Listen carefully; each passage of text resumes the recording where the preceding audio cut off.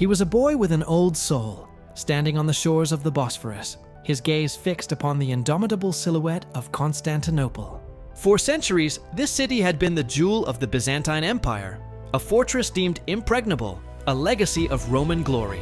But in the eyes of the young Mehmed II, it was something more. It was his destiny.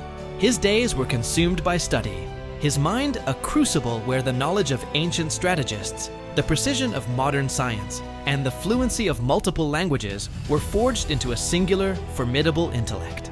He devoured maps, planned strategies, and dreamt of the one prize that eluded his ancestors, the Kızıl Elma, the red apple, the symbolic heart of the world, Constantinople itself. The dream hardened into a relentless will. In the spring of 1453, a storm of unprecedented scale gathered at the city's doorstep.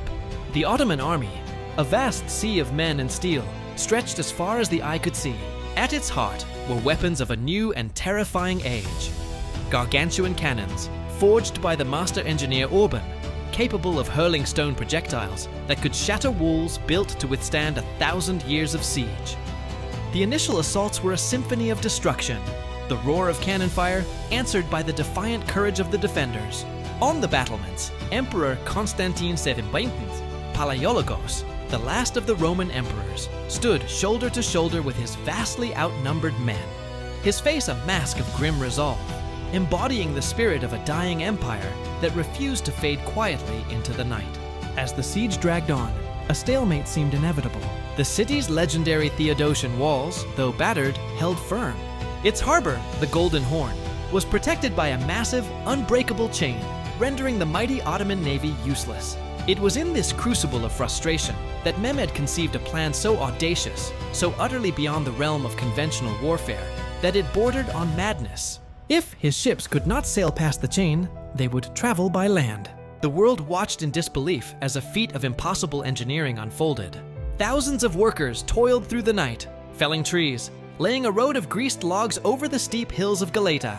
Under the cover of darkness, an entire fleet of 70 warships was hauled, pushed, and rolled overland, bypassing the chain and descending into the calm, supposedly safe waters of the Golden Horn.